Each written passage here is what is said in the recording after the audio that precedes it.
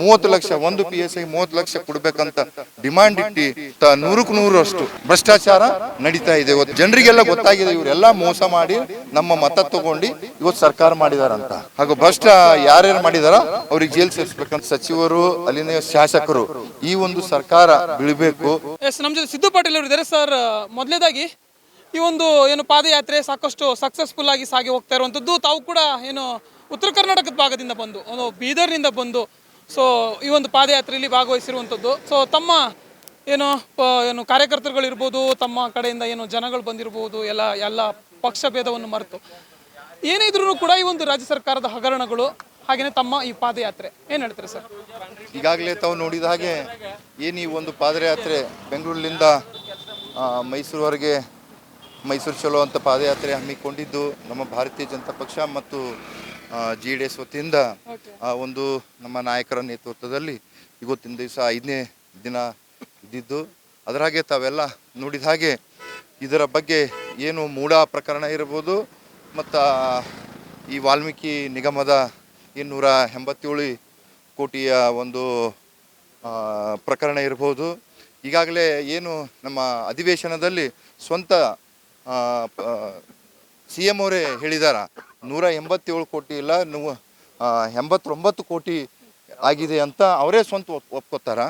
ಈಗ without finance ಮಿನಿಸ್ಟ್ರೇ CM ಅವ್ರು ಇದ್ದಾರ, ಅವ್ರ ಗಮನಕ್ಕಿಲ್ಲೇ ಈ ದೊಡ್ಡ ಮೊತ್ತದ ಹೇಗೆ ಟ್ರಾನ್ಸ್ಫರ್ ಆಗ್ತು, ಹೇಗೆ ಇದು ಆಗ್ತದ, ಎಲ್ಲನೂ ಕೂಡ ಈ ಸರ್ಕಾರನೇ ಒಳಗೊಂಡಿದೆ. ಗೊತ್ತಾ, ಏನು ಆ ದುಡ್ಡು ತೊಗೊಂಡು ಏನು MP ಎಲೆಕ್ಷನಲ್ಲಿ ಗೊತ್ತು, ಬಳ್ಳಾರಿ ಎಲೆಕ್ಷನ್ ಇರ್ಬೋದು ಮತ್ತು ಆಂಧ್ರದಲ್ಲಿ ಎಲೆಕ್ಷನ್ ಇದ್ದಾಗ ಈ ಒಂದು ಶೋಷಿತರ, ದೀನದಲಿತರ ಈ ಒಂದು ನಿಗಮ ಏನಿದೆ ಆ ಒಂದು ಹಣ ದುರ್ಬಳಕೆ ಮಾಡ್ಕೊಂಡಿದ್ದಾರೆ. ಗೊತ್ತಾ, ಹಗರಣ ಮಾಡಿರೋದು ಒಪ್ಕೊಂಡಿದ್ದಾರೆ ಅಂತ ಹೇಳ್ತಿದ್ರು, ಅವರೇ ಒಪ್ಕೊಂಡಿದ್ದಾರಲ್ಲ. ಅಧಿವೇಶನಲ್ಲಿ ತಾವು ನೋಡ್ಬೋದಿತ್ತು, 89 ಕೋಟಿ 20 ಲಕ್ಷನೇ ಇದು ಆಗಿದೆ ಅಂತ ಸ್ವಂತ CM ಅವರೇ ಒಪ್ಕೊಂಡಿದ್ದಾರ. ಅದರ ಆಗಲೇ ಈಗಾಗಲೇ ಏನು ಗೊತ್ತಾ, ಸಂಬಂಧಪಟ್ಟವಾಗಿನ ಸಚಿವರು ನಾಗೇಂದ್ರ ಇದ್ದರು, ಅಧ್ಯಕ್ಷರು ಇದ್ದರು, ದಲ್ದಲ್ ಅವರು ಈಗಾಗಲೇ ಕಸ್ಟಡಿಯಲ್ಲೂ ಕೂಡ, ಇಡೀ ಕಸ್ಟಡಿಯಲ್ಲಿ ಅವರ ತನಿಖೆ ಕೂಡ ನಡೀತಾ ಇದೆ. ಗೊತ್ತಾ, ಅದರಾಗೆ ನಾನು ನಿನ್ನೆ ಏನು ಗೊತ್ತಾ, ಬೆಳಗ್ಗೆ ನಿನ್ನೆ ಒಂದು ಮಾಧ್ಯಮ ಮುಖಾಂತರ ನೋಡಿದ ಏನು SITದವರು ತನಿಖೆ ಮಾಡ್ತಾ ಇದ್ರು. ಇವತ್ತು ಅವ್ರ ಹೆಸರೇ ಕೂಡ ಹಾಕಿದ್ದಿಲ್ಲ ಇವತ್ತು ಚಾರ್ಜ್ ಶೀಟ್ನಲ್ಲಿ.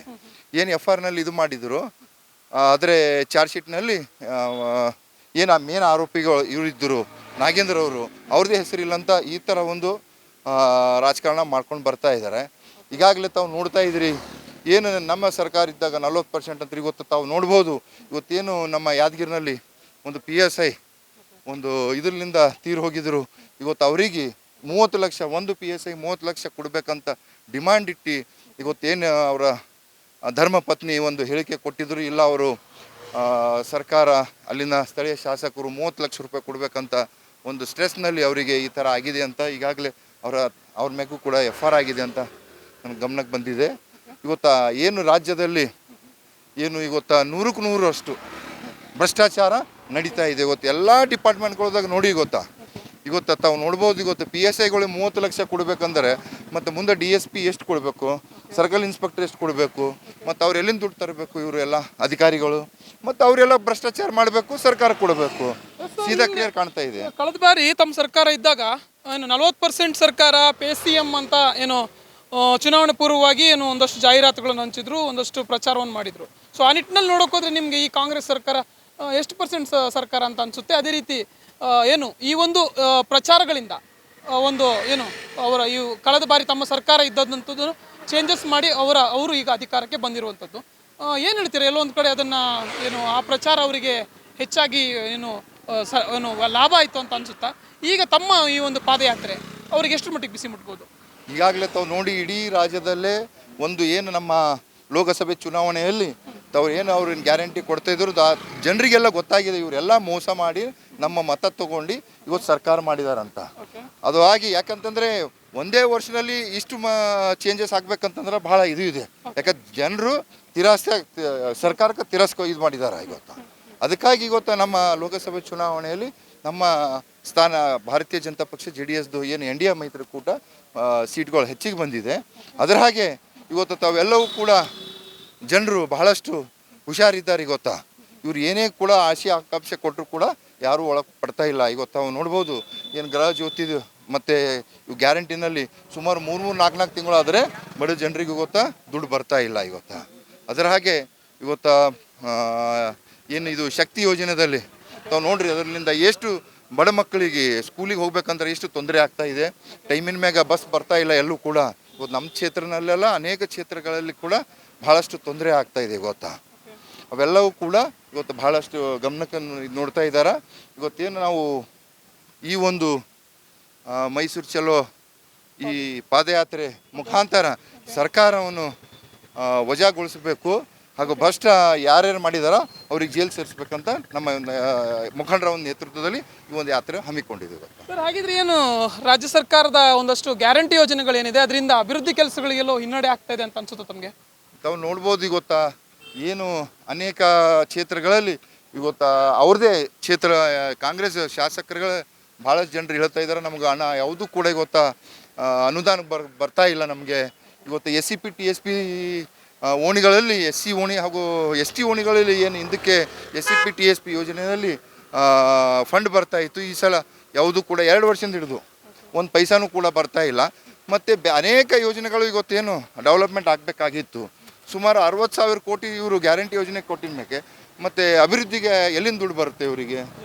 ಎಲ್ಲೂ ಕೂಡ ಅಭಿವೃದ್ಧಿ ಕೆಲಸಗಳು ಆಗ್ತಾ ಇಲ್ಲ. ಇವತ್ತು ಕುಂಠಿತಗೊಂಡಿದೆ. ಇವತ್ತು ಅನೇಕ ರೋಡ್ನಲ್ಲಿ ಗುಂಡಿಗಳು ಬಿದ್ದಿದೆ, ಅದಕ್ಕೆ ನೋಡೋಕ್ಕೂ ಕೂಡ ಆಗ್ತಾ ಇಲ್ಲ ಇವತ್ತು. ಎಸ್ ಸರ್, ಏನು ಸಾಕಷ್ಟು ಹಗರಣಗಳು ಅಂತ ಏನು ತಾವು ಈಗ ಪಾದಯಾತ್ರೆ ಮಾಡ್ತಾ ಇದ್ದೀರಾ, ಎಲ್ಲೋ ಒಂದು ಕಡೆ ಕಾಂಗ್ರೆಸ್ ನಾಯಕರುಗಳು ಇದ್ರ ಬಗ್ಗೆ ತಲೆ ಕೆಡಿಸ್ಕೊಂಡಂತೆ ಕಾಣಿಸ್ತಾ ಇಲ್ಲ. ಯಾಕೆ ಅಂತಂದರೆ ಅವರ ಹೇಳಿಕೆಗಳು ಯಾವ ರೀತಿ ಆಗಿದೆ ಅಂತಂದರೆ ಈ ಸರ್ಕಾರವನ್ನು ಅಲ್ಲಾಡ್ಸೋಕ್ಕಾಗಲ್ಲ, ಈ ಸರ್ಕಾರ ಸ್ಥಿರವಾದ ಸರ್ಕಾರ, ಸೊ ಇದು ಏನು ಬಿದ್ದ ತಕ್ಷಣ ಒಡೆದೋಗೋಕ್ಕೆ ಮಡಿಕೆನೂ ಅಲ್ಲ ಅನ್ನುವಂಥದ್ದು DK ಶಿವಕುಮಾರ್ ಒಳಗೊಂಡಂತೆ ಎಲ್ಲ ಶಾಸಕರುಗಳು ಹೇಳ್ತಾ ಇರುವಂಥದ್ದು. ಏನು ಹೇಳ್ತೀರಾ ಈ ಬಗ್ಗೆ? ಈಗಾಗಲೇ ತಮ್ಗೆ ನೋಡ್ತಾ ಇದ್ರಿ, ಇವತ್ತಾ ಅಲ್ಲಿಂದೇ ಅನೇಕ ಸಚಿವರು, ಅಲ್ಲಿನ ಶಾಸಕರು ಈ ಒಂದು ಸರ್ಕಾರ ಬೀಳಬೇಕು ಅಂತ ಅವರೇ ಇದು ಮಾಡ್ತಾ ಇದ್ದಾರೆ. ಇವತ್ತು ಅವರು ಎಕ್ಸ್ಪೋಸಿಂಗ್ ಬಂದು ಹೇಳೋಕ್ಕಾಗಲ್ಲ. ಈಗ ಹೆಂಗಿರುತ್ತೆ ಅಂತಂದರೆ ಒಬ್ರಿಗೆ ಒಳಗಿಂದೊಳಗೆ ಖುಷಿ ಆಗುತ್ತೆ, ಹೊರಗೆ ಎಕ್ಸ್ಪ್ರೆಸ್ ಮಾಡೋಕ್ಕಾಗಲ್ಲ. ಅದೇ ಥರ ಇವತ್ತು ಈ ಸರ್ಕಾರನಲ್ಲಿ ನಡೀತಾ ಇದೆ. ಇವತ್ತು ಅನೇಕ ಅಲ್ಲಿನ ಸಚಿವರು, ಹಿರಿಯ ಸಚಿವರು ಈ ಸಿದ್ದರಾಮಯ್ಯ ಸರ್ಕಾರ ಅವ್ರಿಗೆ ಕೆಳಗಿಳಿಸಬೇಕು, ತಾವು CM ಆಗಬೇಕಂತ ಬಹಳಷ್ಟು ಹುನ್ನಾರಗಳನ್ನು ಕೂಡ ನಡೀತಾ ಇದೆ ಇವತ್ತು ಸರ್ಕಾರನಲ್ಲಿ. ಗೊತ್ತಾ? ಎಸ್ ಸರ್, ಇನ್ನು ಎಲ್ಲೋ ಒಂದು ಕಡೆ CM ಸಿದ್ದರಾಮಯ್ಯನವ್ರನ್ನ ಕೆಳಗಿಳಿಸಿ DK ಶಿವಕುಮಾರ್ ಅವ್ರಿಗೇನೋ ಮುಖ್ಯಮಂತ್ರಿ ಮಾಡೋಕ್ಕೇನೋ ಅವಕಾಶ ಕೊಡ್ತಾ ಇದ್ದಾರಾ BJP JDSನವರು ಅನ್ನುವಂಥ ಮಾತುಗಳು ಕೇಳಿ ಬರ್ತಾ ಇದೆ. ಎಲ್ಲೋ ಒಂದು ಕಡೆ ಈ ಪಾದಯಾತ್ರೆ DK ಶಿವಕುಮಾರ್ ಅವ್ರನ್ನ CM ಮಾಡೋಕ್ಕೆ ಹೊರಟಿದೆ ಅನ್ನುವಂಥ ಮಾತುಗಳು ಕೇಳಿ ಬರ್ತಾ ಇದೆ. ಈ ಬಗ್ಗೆ ಏನು ಹೇಳ್ತೀರಾ ಸರ್? ನಾವು ಈ ಪಾದಯಾತ್ರೆ ಹಮ್ಮಿಕೊಂಡಿದ್ದು ಭ್ರಷ್ಟಾಚಾರ ವಿರುದ್ಧ ಹಮ್ಮಿಕೊಂಡಿದ್ದು.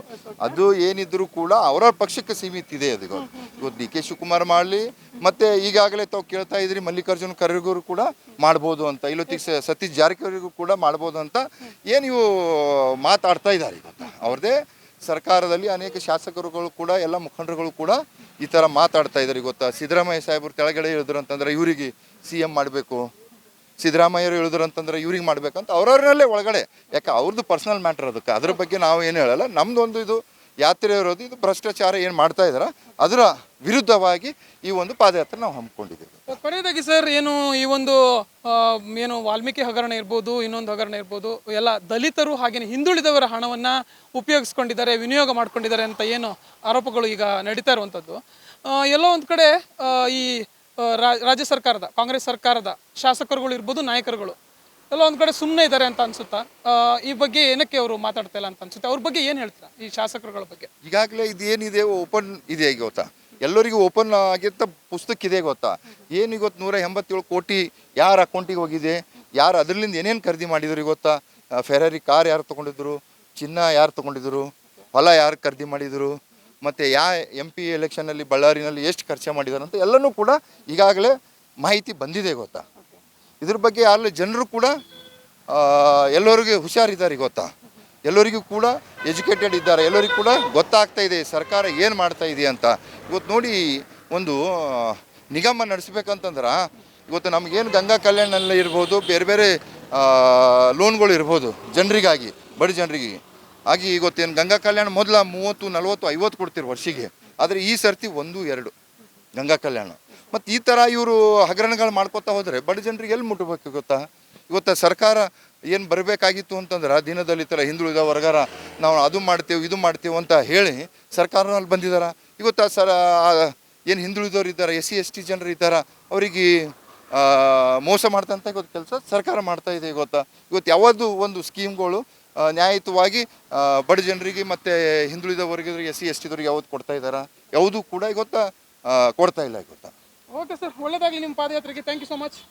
ವೀಕ್ಷಕರೇ, ಇದಿಷ್ಟು ಬೀದರ್ ದಕ್ಷಿಣ ಕ್ಷೇತ್ರದ ಶಾಸಕರಾಗಿರುವಂತಹ ಸಿದ್ದು ಪಾಟೀಲ್ ಅವರ ಮಾತು. ಕ್ಯಾಮ್ರಾ ಪರ್ಸನ್ ಉಲ್ಲಾಸ್ ಜೊತೆ ಜಯಲೈಗೌಡ್, ಕರ್ನಾಟಕ TV, ಮಂಡ್ಯ.